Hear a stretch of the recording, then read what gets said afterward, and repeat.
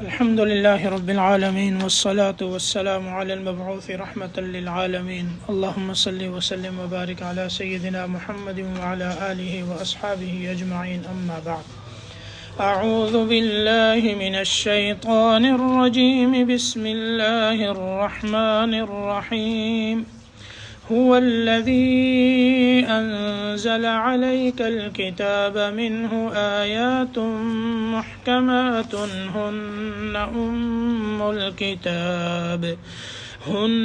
أم الكتاب وأخر متشابهات فأما الذين في قلوبهم زيغ فيتبعون ما تشابه منه ابتغاء الفتنة وابتغاء تأويله وما يعلم تأويله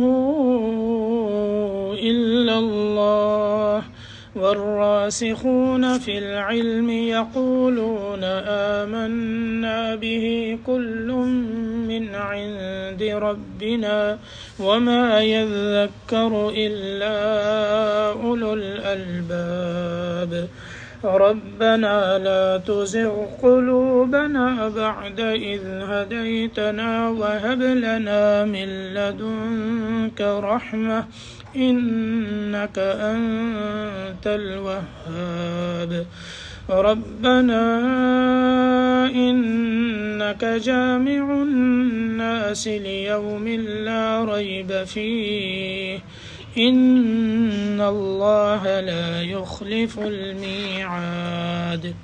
سورت آل عمران یہ مدنی صورت ہے، اس کی 6 آیتیں پچھلے درس میں ہوئیں، جس میں اللہ تعالیٰ کی توحید، اللہ تعالیٰ کی ذات صفات کا بیان ہوا، اللہ کی صفت حی اور اس کی صفت قیوم، اسی طرح اللہ تعالیٰ کی صفت قدرت، صفت علم، ان صفات کا بیان ہوا۔ جو نصارہ کا وفد نجران سے آیا تھا اور اس نے حضرت عیسیٰ علیہ السلام کی ابنیت اور الوہیت پر بحث کی تھی، تو اللہ پاک نے یہ آیات نازل فرمائی۔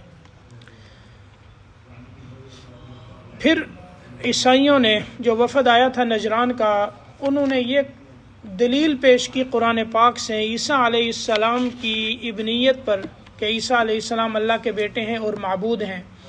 انہوں نے کیا دلیل پیش کی؟ انہوں نے کہا کہ قرآن پاک میں آتا ہے کہ عیسیٰ علیہ السلام کے متعلق اللہ پاک نے فرمایا کہ وہ اللہ کے کلمے اور اس کی روح ہیں۔ یا اہل الکتاب لا تغلوا فی دینکم ولا تقولوا علی اللہ الا الحق انما المسیح عیسی ابن مریم رسول اللہ وکلمتہ۔ مسیح عیسیٰ علیہ السلام ابن مریم اللہ کے رسول ہیں اور اس کے کلمے ہیں۔ القاها الی مریم وروح منہ، اور آگے فرمایا کہ یہ روح ہیں اللہ کی۔ تو انہوں نے کہا کہ جب یہ اللہ کا کلمہ ہے تو اللہ کا کلام اور اللہ کی روح، تو یہ اللہ کی صفت ہے، تو ظاہر ہے جب یہ اللہ کی صفت ہے تو وہ اللہ کے بیٹے ہیں، تو جب وہ اللہ کے بیٹے ہیں تو جس طرح خدا معبود ہے اسی طرح یہ بھی معبود ہیں۔ اس پر اللہ پاک نے یہ آیات نازل فرمائی۔ اس بات کو سمجھیں کہ قرآن پاک میں 2 طرح کی آیات ہیں۔ ایک آیات وہ ہیں جو محکم کہلاتی ہیں، اور ایک آیتیں یعنی کچھ آیتیں وہ ہیں جو متشابہ کہلاتی ہیں۔ قرآن پاک کی کچھ آیتیں محکم کہلاتی ہیں اور کچھ متشابہ کہلاتی ہیں۔ محکم کا معنی ہے کہ جن کی مراد بالکل واضح ہو، واضح الدلالہ، جن کی مراد واضح ہو، اس میں کوئی ابہام نہ ہو، یعنی جو بھی قواعد عربیہ سے، یعنی عربی لغت کے جو قواعد ہیں، جو اس سے اچھی طرح واقف ہو اور ماہر ہو، اس پر اس کی مراد کھل جائے، واضح ہو جائے، وہ تو محکم کہلاتی ہیں، اور جس پر ان کی مراد واضح نہ ہو وہ متشابہ کہلاتی ہیں۔ متشابہ کہتے ہیں مبہم کو، غیر واضح کو، کہ جن کی مراد واضح نہیں ہے۔ تو آیات میں کچھ محکم ہیں اور کچھ متشابہ ہیں۔ اب محکم آیات ان کی مراد تو بالکل واضح ہے، اور متشابہات میں سے کچھ آیتیں وہ ہیں کہ جن کی مراد بالکل واضح نہیں، جن کو اعلیٰ درجے کے متشابہات کہا جاتا ہے۔ وہ متشابہات ہیں جو حروف مقطعات کہلاتے ہیں، جو بعض صورتوں کے شروع میں آتے ہیں، جیسا کہ سورۃ البقرہ کے شروع میں بھی الف لام میم آیا، اور سورۃ آل عمران کے شروع میں بھی الف لام میم آیا، اسی طرح سورۃ الاعراف میں الف لام میم صاد، سورۃ مریم میں کاف ہا یا عین صاد، سورۃ یونس الف لام میم را الف لام را، اسی طرح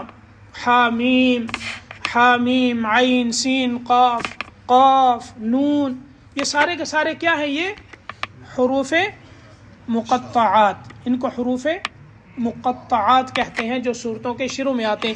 ان کے معنی سوائے اللہ کے معلوم نہیں، یا اللہ اور اللہ کے رسول کے درمیان ایک راز ہے، امت پر اسے نہیں کھولا گیا، یہ کہلاتے ہیں متشابہات اعلیٰ درجے کے۔ اس کی مراد بالکل واضح نہیں، اللہ ہی جانتے ہیں کیا مراد ہے، اللہ کو پتہ ہے، کسی کو پتہ نہیں، یا اللہ اور اس کے رسول کے درمیان راز ہے بس، اور ان کے علاوہ کسی کو معلوم نہیں۔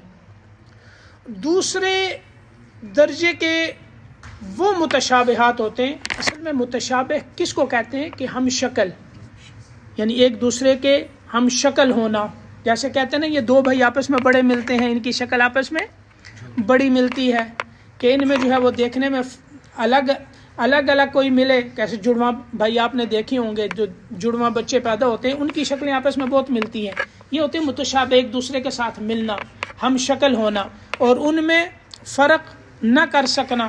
اگر صرف ایک ہو تو انسان فرق نہیں کر سکتا، جب دو ہوں تو پھر کہتا ہے انسان ہاں یہ اب پتہ چلتا ہے، تو یہ ہوتا ہے۔ تو یہ متشابہ کہلاتے ہیں کہ ہم شکل ہونا اور آپس میں فرق نہ کرنا۔ تو اسی طرح جو اوسط درجے کے متشابہات ہیں وہ یہ ہوتے ہیں کہ ان کی مراد، اس کے معنی کے مختلف احتمال ہوتے ہیں، یعنی یہ معنی بھی ہو سکتا ہے، یہ بھی ہو سکتا ہے، لیکن ہے کیا وہ اللہ ہی جانتے ہیں، اور کسی معنی کو جو ہے وہ انسان لے لیتا ہے اور اس سے مراد متعین کرنے کی کوشش کرتا ہے۔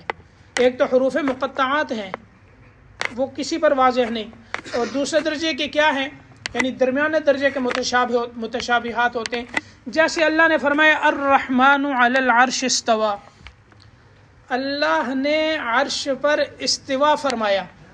اب بعض لوگ کیا کرتے ہیں، اس کو متعین کرنے کی کوشش کرتے ہیں کہ اللہ عرش پر ہے، حالانکہ اس کی مراد کیا ہے کہ اللہ نے ساری کائنات کا کنٹرول سنبھالا ہوا ہے۔ جیسے کوئی بادشاہ بنتا ہے، آپ اس کو کیا کہتے ہیں کہ یہ تخت نشین ہوا، اب ہر وقت وہ تخت پر تو نہیں بیٹھتا۔ اب الرحمن علی اب تخت نشین ہونے کا مطلب کیا ہے، یہ ملک کا بادشاہ بنا ہے، سارے ملک کا کنٹرول اس کے پاس ہے، اس کو ہم اردو میں تخت نشینی کہہ دیتے ہیں۔ تو اللہ نے عرش پر استوا فرمایا، کس طرح فرمایا یہ ہمیں معلوم نہیں، اس پر ایمان لانا واجب ہے، جو اللہ نے فرمایا ہے وہ حق ہے، اس پر ایمان ہے، لیکن کیفیت کس طرح کی ہے، اس کا یہ مطلب تو نہیں کہ اللہ عرش پر بیٹھے ہوئے ہیں، اس لیے کہ اللہ تعالیٰ جسم سے پاک ہیں۔ یہ اہل سنت والجماعت کا عقیدہ کیا ہے کہ اللہ تعالیٰ کا کوئی جسم نہیں، اللہ نور السماوات والارض، اللہ تعالیٰ جسم سے پاک ہیں، جہت سے پاک ذات ہے۔ اب اللہ اکبر، اللہ کیا ہیں، اللہ سب سے بڑے ہیں۔ اگر اللہ عرش پر مستوی ہیں، یعنی عرش پر بیٹھے ہوئے ہیں، عرش بڑا ہے یا اللہ بڑے ہیں؟ اور اگر عرش پر بیٹھے ہیں، عرش بڑا ہے تو پھر اکبر نہ رہا، اور اگر اللہ اکبر ہیں تو استوا کیسے ہوا، کیسے بیٹھے ہوئے ہیں؟ اس لیے یہ آیات جو کہلاتی ہیں وہ متشابہات کہلاتی ہیں۔ اس کا مطلب کیا ہوتا ہے، اس پر ایمان لانا ضروری ہے، کیفیت کا ہمیں پتہ نہیں، کیفیت اللہ جانتے ہیں۔ اللہ نے عرش پر استوا فرمایا جیسے اللہ کی شان ہے، اس کا یہ مطلب ہے، اللہ نے عرش پر استوا فرمایا جیسے اللہ کی شان ہے۔ اب قرآن کہتا ہے ید اللہ فوق ایدیہم، اللہ کا ہاتھ ان کے ہاتھ کے اوپر ہے. اب اللہ کا ہاتھ اس طرح کا تو نہیں ہے، تو سمجھانے کے لیے کہا. اب کیا ہے؟ یہ متشابہات میں سے ہے، جیسی اللہ کی شان ہے تو اللہ اس طرح. تو یہ آیات کیا ہیں؟ متشابہات کہلاتی ہیں. اسی طرح عیسائیوں نے کہا کہ عیسیٰ علیہ السلام کو اللہ نے کیا کہا ہے؟ کلیمت اللہ، کہ وہ اللہ کے کلمہ ہیں. تو صفت ہے، کلام صفت ہے اللہ کی. اب انسان بولتا ہے تو یہ کلام کیا ہے؟ قرآن پاک کیا ہے؟ اللہ کا کلام ہے، تو اللہ کی صفت ہے. اب عیسیٰ علیہ السلام کو جو کہا کلیمت اللہ، انہوں نے کہا کہ کلمہ جو ہے یہ کلام ہے تو یہ صفت ہوئی. روح اللہ جو کہا ہے کہ اللہ کے روح ہیں تو ظاہر ہے یہ صفت ہے، تو اللہ کے بیٹے ہیں. اب قرآن پاک نے کہا کہ یہ جو کلمات ہیں یہ متشابہات میں سے ہیں. وَكَلِمَتُ وَرُوحٌ مِّن، یہ کیا ہیں؟ متشابہات میں سے ہیں. اس کے مقابلے میں جو محکم آیات ہیں حضرت عیسیٰ علیہ السلام کے متعلق، جو محکم آیات ہیں وہ تو تم نے چھوڑ دی. کہ اللہ نے کیا فرمایا؟ ان هو الا عبد انعمنا علیہ، وہ اللہ کے بندے ہیں جن پر ہم نے انعام کیا. انما المسیح عیسی ابن مریم رسول اللہ، کہ مسیح کیا ہے؟ یعنی مسیح عیسیٰ علیہ السلام کیا ہیں؟ وہ مریم کے بیٹے ہیں، اللہ کے بیٹے نہیں. انما المسیح عیسی ابن مریم، عیسیٰ کس کے بیٹے ہیں؟ اللہ کے، مریم کے بیٹے ہیں، اللہ کے بیٹے نہیں. تو اللہ نے وضاحت کر دی. اور پھر کیا فرمایا؟ اللہ کے رسول ہیں. مریم کے بیٹے ہیں، اللہ کے رسول ہیں، اللہ کے بیٹے نہیں بلکہ اللہ کا کلمہ ہے. کیا مطلب؟ اب اس کے احتمال ہوتے ہیں، یہ متشابہات میں سے ہے کہ اللہ کا کلمہ یعنی اللہ کے کلمہ کن سے وہ پیدا ہوئے ہیں، ان کا کوئی باپ نہیں. یعنی اللہ کے کلمہ کن فیکون کا وہ مظہر ہے. اور اللہ کی روح ہے، یعنی اللہ نے روح ان میں پھونکی تو ان کی روح جو ہے وہ معزز ہے، اکرام والی، عزت والی، مرتبے والی، شرف والی، معزز روح ہے ان کی. تو اس کا یہ معنی. اور تم لوگوں نے وہ ساری آیات جو محکم ہیں وہ تو چھوڑ دیں، اور جو متشابہات ہیں کلمہ اور کلمت اللہ اور روح اللہ، اس کو تم نے لے لیا. تو قرآن پاک میں اسی کا ذکر ہے، هو الذی انزل علیک الکتاب. اب دیکھیں یہ آیت آپ کو سمجھ آئے گی. اللہ وہ ہے کہ جس نے آپ پر کتاب اتاری، قرآن پاک اتارا. منہ آیات محکمات، اس کی کچھ آیتیں محکم ہیں. ہن ام الکتاب، وہی آیتیں جو محکمات ہیں، محکم آیتیں ہیں جن کے مراد واضح ہے، وہی کتاب کی اصل ہیں. یعنی دین کا اصل دار و مدار ان آیات پر ہوتا ہے جو محکم ہے، متشابہات پر نہیں ہوتا. وَأُخَرُ مُتَشَابِهَاتٌ، اور دوسری جو ہیں وہ کچھ کیا ہیں؟ متشابہات ہیں، متشابہ آیتیں ہیں. اچھا، اب اللہ فرماتے ہیں کہ فَأَمَّا الَّذِينَ فِي قُلُوبِهِمْ زَيْغٌ، باقی رہے وہ لوگ کہ جن کے دلوں میں کجی ہے، گمراہی ہے، شرارت ہے، جن کے دلوں میں کجی ہے. فَيَتَّبِعُونَ مَا تَشَابَهَ مِنْهُ، تو وہ ان آیات کی پیروی کرتے ہیں جو ان آیتوں میں سے متشابہ ہیں. جن کے دلوں میں کجی ہے وہ کس کے پیچھے چلتے ہیں؟ متشابہات میں سے. جیسے نجران کے عیسائی کس کے پیچھے چلے گئے؟ محکم آیات کو چھوڑ دیا اور اللہ کے کلمت اللہ اور روح اللہ اس کے پیچھے گئے، اور اس کو اللہ کی صفت مان کر حضرت عیسیٰ علیہ السلام کی ابنیت پر انہوں نے دلیل قائم کی. تو اللہ پاک فرماتے ہیں جن لوگوں کے دلوں میں کجی ہے وہ ان آیات کے پیچھے پڑتے ہیں کہ جو ان میں سے متشابہ آیتیں ہیں. ابتغاء الفتنہ، فتنہ پیدا کرنے کی غرض سے، گمراہی پھیلانے کی غرض سے. یعنی ان کے معنی کی تحقیق میں اس طرح سے آگے جاتے ہیں کہ وہ دوسروں کو ان کے معنی کریدنے کی کوشش کر کر دوسروں کو گمراہ کرتے ہیں. وابتغاء تأویلی، اور اس کا مطلب تلاش کرنے کی غرض سے. یعنی یہ متشابہات آیات کے پیچھے کیا جاتے ہیں کہ ہمیں ان کا مطلب ملے، ان کا مطلب کیا ہے، اس کو کریدتے ہیں. پھر ظاہر ہے اس کی جو معنی ہے صحیح وہ تو اللہ نے کھولا نہیں، اس کا علم کس کے پاس ہے؟ اللہ کے پاس ہے. جب اس میں سے اس طرح کے اپنے ذہن کے مطابق جب یہ کام کریں گے تو کیا ہوگا؟ گمراہ ہوں گے، تو لوگوں کو بھی گمراہ کریں گے۔ تو آگے اللہ نے فرمایا وَمَا يَعْلَمُ تَأْوِيلَهُ إِلَّا اللَّهُ، اس کا مطلب، اس کے معنی سوائے اللہ کے کوئی نہیں جانتا۔ یہ تو متشابہات ہے، ان کی معنی کے کون جانتا ہے؟ اللہ تعالیٰ، اللہ کے سوا کوئی نہیں جانتا۔ یہاں وقف لازم ہے، جب قرآن پاک آپ پڑھیں یہاں اس کا خیال رکھیں وَمَا يَعْلَمُ تَأْوِيلَهُ إِلَّا اللَّهُ، یہاں رکنا ہے، یہ وقف لازم ہے۔ آگے معنی الگ آتا ہے۔ وقف لازم قرآن پاک میں اس وقف کو کہتے ہیں کہ اگر وہاں وقف نہ کیا جائے، یعنی بعض موقعوں پر ایسا ہوتا ہے کہ اگر وہاں وقف نہ کیا جائے تو قرآن پاک کے معنی میں فرق آتا ہے۔ اگر کسی نے وَمَا يَعْلَمُ تَأْوِيلَهُ إِلَّا اللَّهُ یہاں وقف نہ کیا، إِلَّا اللَّهُ وَالرَّاسِخُونَ فِي الْعِلْمِ یہاں وقف کر دیا، تو اس کا مطلب ہوگا اس کے معنی اللہ بھی جانتے ہیں اور علم والے بھی جانتے ہیں۔ حالانکہ تعویل اور یہ متشابہات، اس کا کیا مطلب ہے؟ وَمَا يَعْلَمُ تَأْوِيلَهُ إِلَّا اللَّهُ، اس کے معنی کون جانتا ہے؟ اللہ جانتے ہیں، اللہ کے سوا کوئی نہیں جانتا۔ آگے وَالرَّاسِخُونَ فِي الْعِلْمِ يَقُولُونَ آمَنَّا بِهِ كُلٌّ مِّنْ عِندِ رَبِّنَا، وہ لوگ جو علم میں مضبوط ہیں، پختہ ہیں، وہ کہتے ہیں ہم ان آیات پر ایمان لائے، محکم ہے، متشابہ جو بھی ہیں، ہم ان سب پر ایمان لاتے ہیں۔ کل من عند ربنا، یہ سب ہمارے رب کی طرف سے ہیں۔ یہ آیتیں کس نے اتاری ہیں؟ اللہ نے اتاری ہیں۔ وما یذکر الا اولو الالباب، اور اس سے نصیحت عقل مند قبول کرتے ہیں۔ اب قرآن نے کیا کہا؟ ان میں متشابہات میں کون پڑھتے ہیں؟ جن کے دلوں میں کجی ہے، ٹیڑھا پن ہے، وہ پڑھتے ہیں۔ اور جو اہل علم ہیں ان کی کیا شان ہے؟ دونوں لوگوں میں اللہ نے فرق کیا۔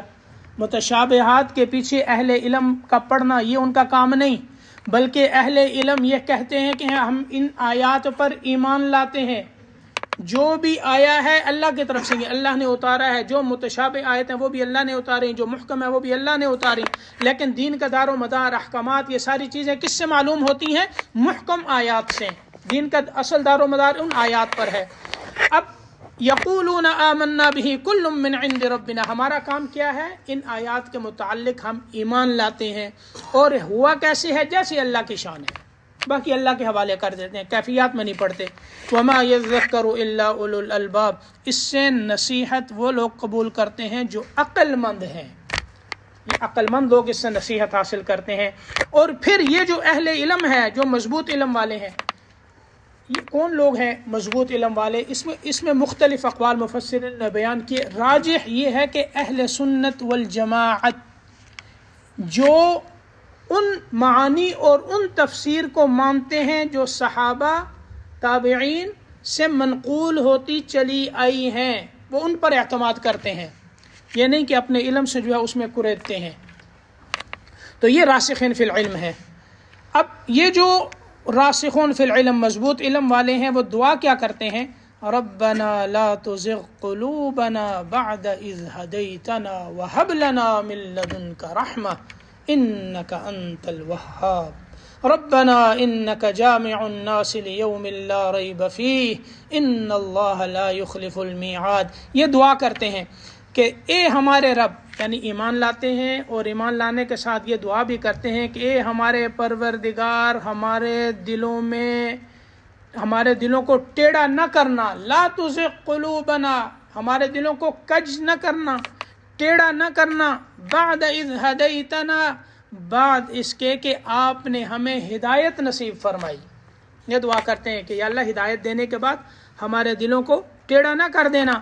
کیوں؟ اس لیے کہ ہدایت اللہ کے اختیار میں، اللہ جس کو چاہتے ہیں ہدایت دیتے ہیں، جس کو چاہتے ہیں گمراہ کرتے ہیں، ہدایت سے ہٹا دیتے ہیں۔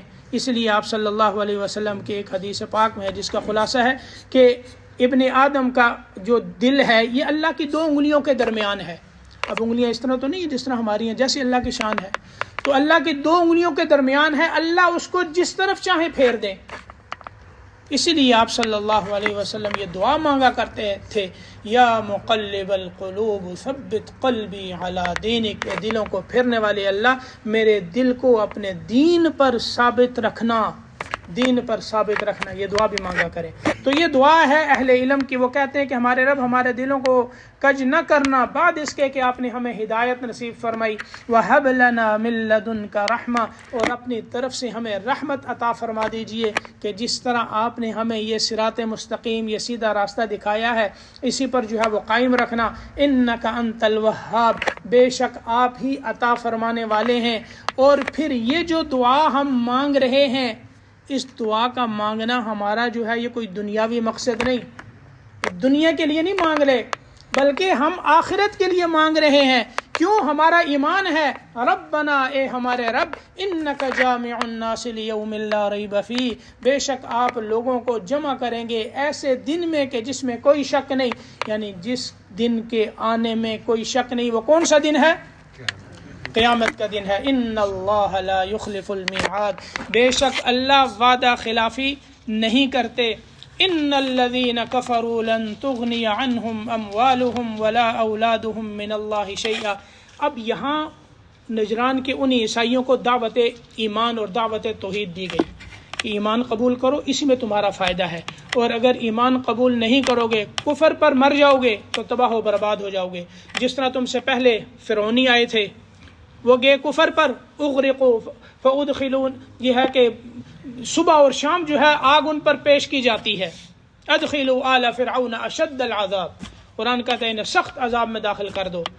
تو جس طرح تم سے پہلے فرعون آیا، اس کی قوم غرق ہوئی، تباہ ہوئی، اور اس سے پہلے جو لوگ جنہوں نے اللہ کو نہیں مانا اور کفر پر مر گئے، وہ بھی ناکام ہوئے اور اللہ کی پکڑ میں آئے، دنیا میں بھی عذاب آیا اور آخرت میں گئے جہنم میں۔ اور اگر تم نہیں مانو گے، ایمان نہیں لاؤ گے، تو تم بھی چلے جاؤ گے، اسی طرح جہنم میں جاؤ گے، اور دنیا میں بھی تم پہ عذاب آئے گا۔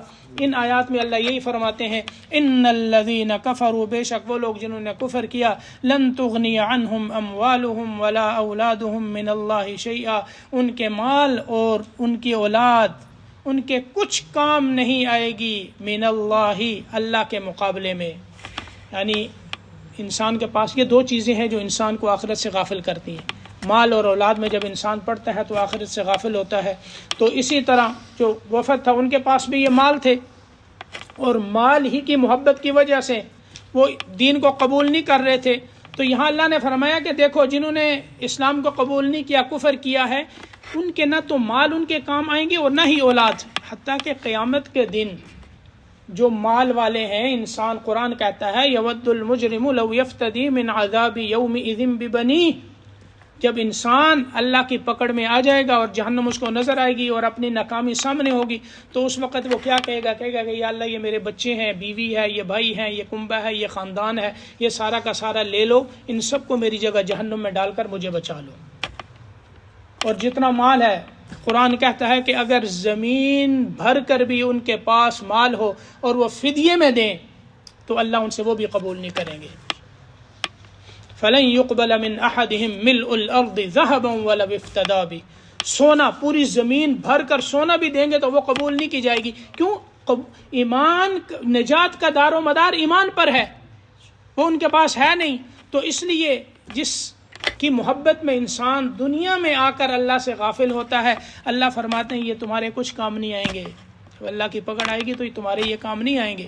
ہاں، ایمان ہے تو اس کے ساتھ یہ ہے کہ اولاد نیک ہے، وہ بھی کام آئے گی، مال جو اللہ کے راستے میں تم نے دیا وہ بھی کام آئے گا، حلال ذریعے سے کمایا وہ کام آئے گا۔ لیکن کفر پر کوئی چیز تمہارے کام نہیں آئے گی اگر کفر پر موت آئی۔ وَأُولَئِكَ هُمْ وَقُودُ النَّارِ، اور یہی لوگ ہیں جو دوزخ کا ایندھن بنیں گے۔ كَدَأْبِ آلِ فِرْعَوْنَ، ان کی حالت وہ فرعونیوں کی طرح ہے، یعنی جیسے فرعون والے غرق ہوئے، تباہ ہوئے۔ والذین من قبلہم، اور جو لوگ ان سے پہلے آئے ہیں، کذبوا بآیاتنا، انہوں نے ہماری آیتوں کو جھٹلایا، ایمان نہیں لائے۔ فأخذہم اللہ بذنوبہم، اللہ نے دنیا میں بھی ان کو پکڑا، اور اللہ نے قرآن میں ان کے واقعات اور مثالیں یہ ساری اللہ نے دی ہوئی ہیں۔ واللہ شدید العقاب، اور اللہ کیا ہے؟ سخت عذاب دینے والے ہیں۔ قل للذین کفروا ستغلبون وتحشرون الی جہنم، آپ فرما دیجئے ان کافروں سے، ستغلبون، تم مغلوب ہو گئے، یعنی مسلمانوں کے مقابلے میں تم ہار جاؤ گے، وتحشرون الی جہنم، اور تمہیں جہنم کی طرف جو ہے وہ جمع کیا جائے گا، وبئس المہاد، اور وہ بہت برا ٹھکانہ ہے۔ یعنی ان نجران کے جو عیسائی ہیں ان سے یوں کہو کہ مسلمانوں کے مقابلے میں تم ہارو گے، یا یہ ہے کہ جو یہود اور مشرکین جو اس وقت تھے وہ بھی مخاطب ہو سکتے ہیں، ان کافروں کو کہو کہ ستغلبون، تم مغلوب ہو جاؤ گے۔ اب ان کی تو بڑی کثرت تھی، عیسائیوں کی، یہودیوں کی اس وقت بڑی آباد تھی، بڑی کثرت تھی ان کی، تو قرآن نے یہ کہا کہ تم یہ نہ سمجھنا کہ مسلمان تعداد میں تھوڑے ہیں اور تم زیادہ ہو تو تم کیسے مغلوب ہو سکتے ہو، ہماری تو بہت بڑی تعداد ہے۔ تو اللہ نے اگلی آیت میں جو ہے وہ غزوہ بدر کی مثال پیش کی، دیکھو کفار 1000 کی تعداد میں، بہت بڑی تعداد تھی اس وقت، آج کے دور میں تو شاید آپ کو بڑی تھوڑی سی معلوم ہو، 1000 اس وقت بڑی تعداد تھی، 1000 کا لشکر تھا جن کے پاس 700 اونٹ اور 100 گھوڑے تھے اور باقی تلواریں اور زریں، یہ سامان الگ تھا۔ ادھر مسلمان 300 سے کچھ اوپر تھے، 313 مشہور ہے، کچھ اوپر نیچے اتنے تھے، بہرحال 300 سے اوپر تھے۔ ان کے پاس 70 اونٹ 2 گھوڑے تھے، 8 تلواریں 6 زریں، بس بے سر و سامان۔ ادھر 700 اونٹ ہیں، 100 گھوڑا ہے، 1000 کا لشکر ہے، ادھر 300 ہیں اور 70 اونٹ ہیں، 2 گھوڑے ہیں، 8 تلواریں ہیں، 6 زریں ہیں، بے سر و سامانی کا عالم ہے۔ اب کوئی عقل مند آدمی یہ ہے نا، آپ دیکھیں یہاں دیکھنے والا کوئی تصور کر سکتا ہے وہ 1000 ہیں، یہ 313 ان کے مقابلے میں کیا ہے، جبکہ ان کے پاس سامان بھی نہیں۔ تو اللہ پاک فرماتے ہیں وہ کثرت میں تھے تو اللہ نے انہیں کس طرح سے تباہ کیا، اللہ کی مدد کس کے ساتھ آئی۔ کامیابی اور ناکامی کا دار و مدار کثرت اور قلت پر نہیں، اللہ کی مدد پر ہے۔ اللہ جس کی مدد کرتے ہیں وہی کامیاب ہوتا ہے۔ آج بھی فلسطین کے مسلمان نہتے ہیں، ساز و سامان نہیں، کثرت سے اسلحہ اور پھر بم اور یہ ساری چیزیں ان پر برس رہی ہیں اور سارے خاموش تماشائی بنے ہوئے ہیں۔ اللہ کی مدد ان کے ساتھ ہے، اللہ ان کی مدد فرمائے، نصرت فرمائے، دعا ضرور کیا کریں ان کے لیے۔ تو اللہ پاک فرماتے ہیں ان کافروں سے کہو تم مغلوب ہوگے، اور پھر یہ تو دنیا میں تمہاری حالت ہوگی نا، ہار ہوگے مسلمانوں کے ہاتھوں سے، اور آخرت میں جہنم میں جاؤ گے۔ اور جہنم کچھ رہنے کی جگہ نہیں ہے، یہ سمجھو کہ کچھ رہنے کی، یہاں دنیا کے اندر انسان ایک چنگاری انسان کے ہاتھ پہ پڑ جائے تو کتنے پورا انسان کا وجود جو ہے وہ تڑپتا ہے، اور کتنے دنوں تک اس کی تکلیف رہتی ہے۔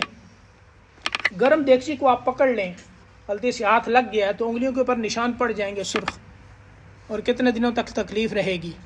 اور پھر خود جہنم کی آگ میں انسان کا پورا وجود پڑا ہوا ہو، اور پھر وہ جہنم کی آگ ہو، دنیا کی آگ تو اس کی ایک چنگاری کا مقابلہ نہیں کر سکتی، تو وہاں کیا کیفیت ہوگی۔ وَبِئْسَ الْمِہَادُ، اسی کا قرآن کہتا ہے وہ بہت برا ٹھکانہ ہے۔ بس یہ آخری آیت، قَدْ كَانَ لَكُمْ آیَةٌ فِي فِئَتَيْنِ الْتَقَتَا، اس میں غزوہ بدر کو بیان کیا گیا۔